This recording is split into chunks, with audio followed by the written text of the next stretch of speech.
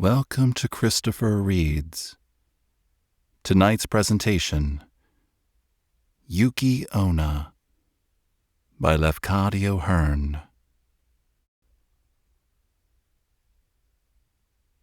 In a village of Musashi Province, there lived two woodcutters, Musaku and Minakichi. At the time of which I am speaking, Musaku was an old man, and Minakichi, his apprentice, was a lad of 18 years. Every day they went together to a forest situated about 5 miles from their village. On the way to that forest there was a wide river to cross, and there was a ferry boat. Several times a bridge was built where the ferry is, but the bridge was each time carried away by a flood. No common bridge can resist the current there when the river rises. Musaku and Minakichi were on their way home one very cold evening when a great snowstorm overtook them.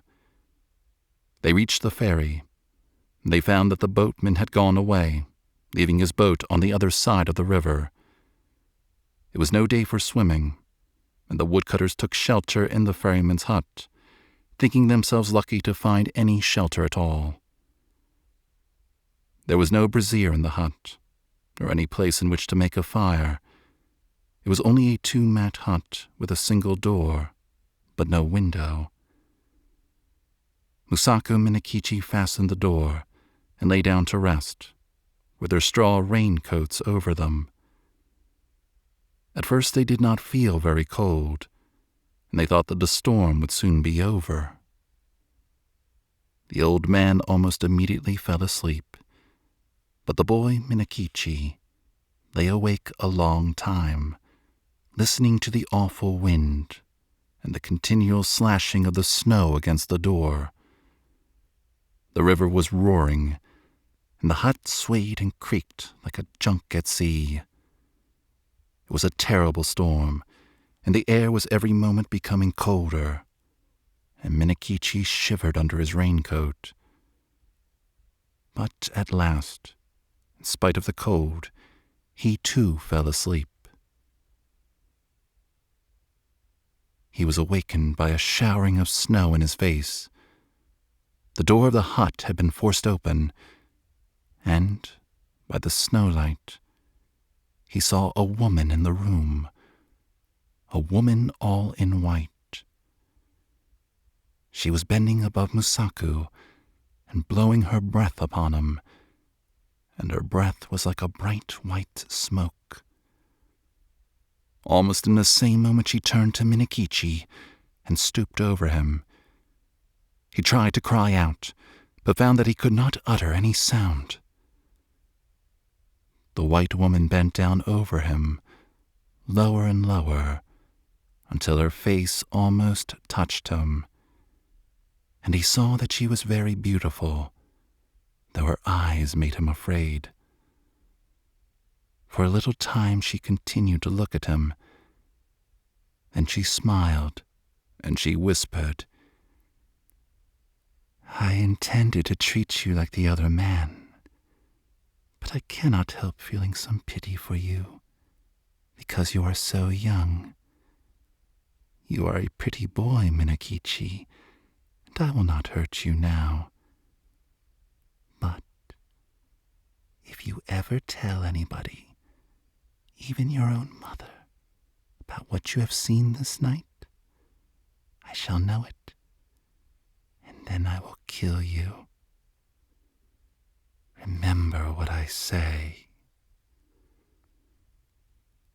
With these words she turned from him and passed through the doorway. Then he found himself able to move, and he sprang up and looked out. But the woman was nowhere to be seen. The snow was driving furiously into the hut. Minakichi closed the door and secured it by fixing several billets of wood against it. He wondered if the wind had blown it open. He thought that he might have been only dreaming, and might have mistaken the gleam of the snowlight in the doorway for the figure of a white woman. But he could not be sure. He called to Musaku and was frightened because the old man did not answer. He put out his hand in the dark and touched Musaku's face and found that it was ice. Musaku was stark dead. By dawn the storm was over, and when the ferryman returned to his station a little after sunrise, he found Minakichi lying senseless beside the frozen body of Musaku. Minakichi was promptly cared for and soon came to himself, but he remained a long time ill from the effects of the cold of that terrible night. He had been greatly frightened also by the old man's death, but he said nothing about the vision of the woman in white. As soon as he got well again, he returned to his calling, going alone every morning to the forest, and coming back at nightfall with his bundles of wood, which his mother helped him to sell. One evening, in the winter of the following year, as he was on his way home, he overtook a girl who happened to be traveling by the same road. She was a tall, slim girl, very good-looking, and she answered Minakichi's greeting in a voice as pleasant to the ear as the voice of a songbird. Then he walked beside her, and they began to talk. The girl said that her name was Oyuki, that she had lately lost both of her parents, and that she was going to Edo, where she happened to have some poor relations who might help her to find a situation as a servant. Minakichi soon felt charmed by this strange girl, and the more that he looked at her, the handsomer she appeared to be. He asked her whether she was yet betrothed, and she answered, laughingly, that she was free. Then, in her turn, she asked Minakichi whether he was married or pledged to marry, and he told her that, although he had only a widowed mother to support, the question of an honorable daughter-in-law had not yet been considered, as he was very young. After these confidences, they walked on for a long while without speaking. But, as the proverb declares, Kiga reba, memokuchi hodo ne mono wo yu. When the wish is there, the eyes can say as much as the mouth. By the time they reached the village, they had become very much pleased with each other, and then Minakichi asked Oyuki to rest a while at his house. After some shy hesitation, she went there with him, and his mother made her welcome and prepared a warm meal for her. Oyuki behaved so nicely that Minakichi's mother took a sudden fancy to her and persuaded her to delay her journey to Edo. And the natural end of the matter was that Yuki never went to Edo at all. She remained in the house as an honorable daughter-in-law. Oyuki proved a very good daughter-in-law. When Minakichi's mother came to die, some 5 years later, her last words were words of affection and praise for the wife of her son. And Oyuki bore Minakichi 10 children, boys and girls, handsome children all of them, and very fair of skin. The country folk thought Oyuki a wonderful person, by nature different from themselves. Most of the peasant women age early, but Oyuki, even after having become the mother of 10 children, looked as young and fresh as on the day when she had first come to the village. One night, after the children had gone to sleep, Oyuki was sewing by the light of a paper lamp, and Minakichi, watching her, said,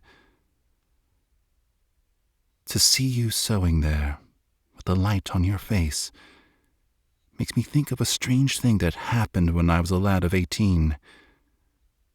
I then saw somebody as beautiful and white as you are now. Indeed, she was very like you." Without lifting her eyes from her work, Oyuki responded. "Tell me about her. Where did you see her?"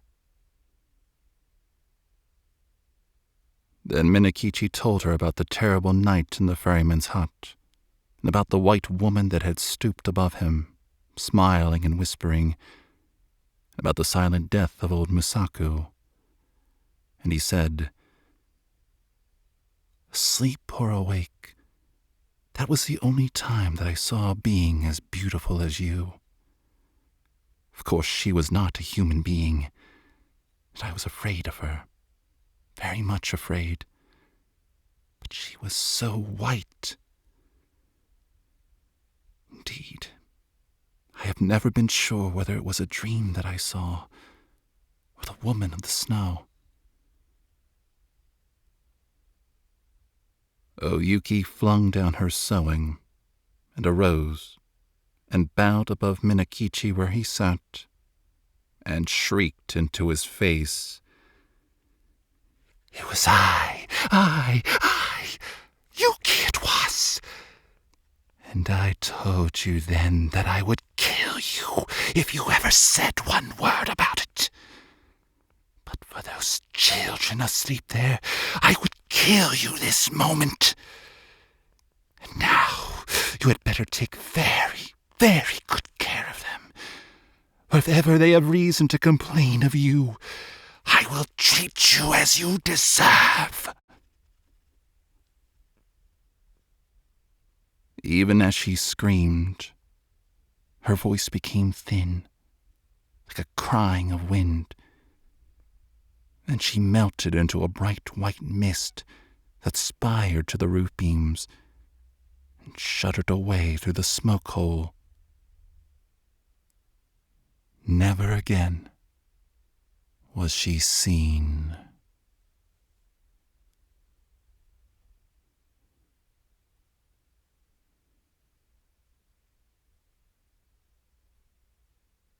This concludes tonight's reading, Yuki-Onna by Lafcadio Hearn.